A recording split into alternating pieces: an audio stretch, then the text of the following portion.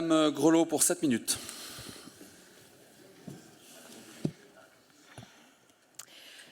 Monsieur le Président, mes chers collègues, permettez-moi à mon tour, au nom du groupe des élus communistes et progressistes, de m'associer aux mots de solidarité déjà prononcés ici et de penser au peuple turc, syrien et kurde. Dans un tout autre contexte, je tiens à saluer l'importante mobilisation des 4 derniers jours de manifestation contre le projet de réforme des retraites à l'appel des organisations syndicales. En Bretagne, comme partout en France, les Françaises et les Français sont massivement descendus dans la rue pour exprimer leur refus de cette réforme qui n'est ni juste ni efficace.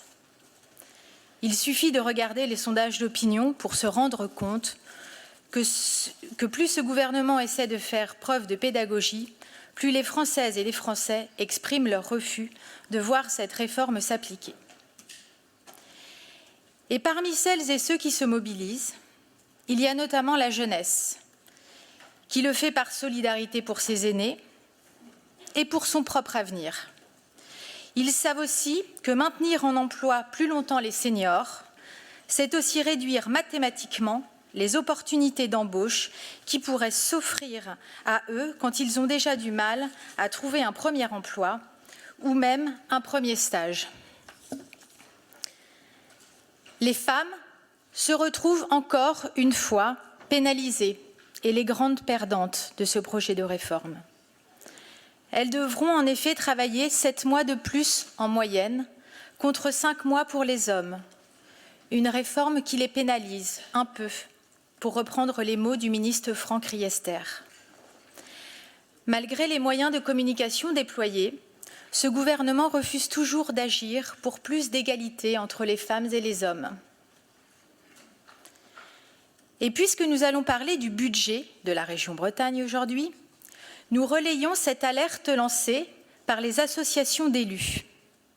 En effet, le projet de réforme comprend une mesure surprenante et prise sans concertation, celle d'augmenter le niveau de cotisation des employeurs territoriaux à la Caisse nationale des retraites des agents des collectivités locales, alors même que le gouvernement s'était engagé à ne pas le faire. Une mesure qui coûterait 460 millions d'euros par an pour l'ensemble des collectivités territoriales et dont l'État lui-même s'est épargné et dont il a également épargné l'ensemble des employeurs privés au titre qu'il ne faudrait pas non plus impacter la compétitivité des entreprises. Nos dépenses de fonctionnement, comme celles des autres régions, sont pourtant déjà en tension. Et cette mesure relèverait de la double peine pour les collectivités employeuses, puisque l'allongement de l'âge de départ à la retraite aura des conséquences financières très concrètes pour nous.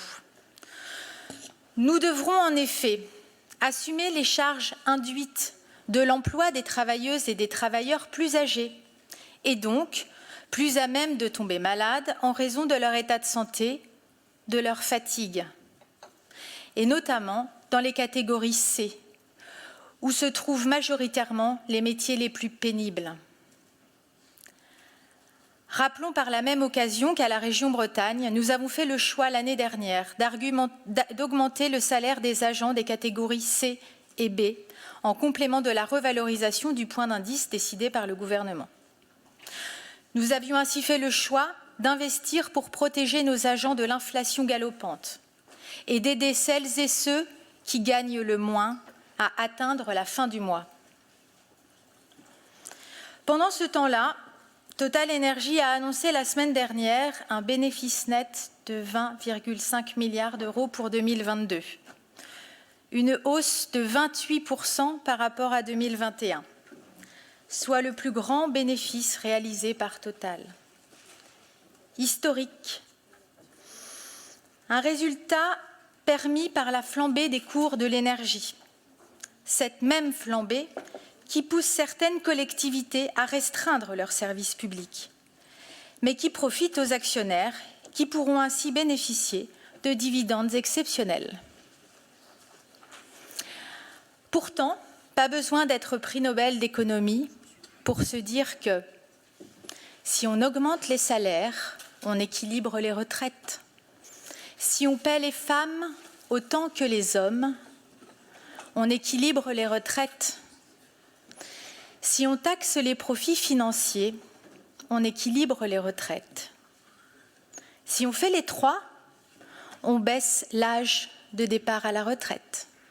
Je vous remercie. Merci, Madame Grelot.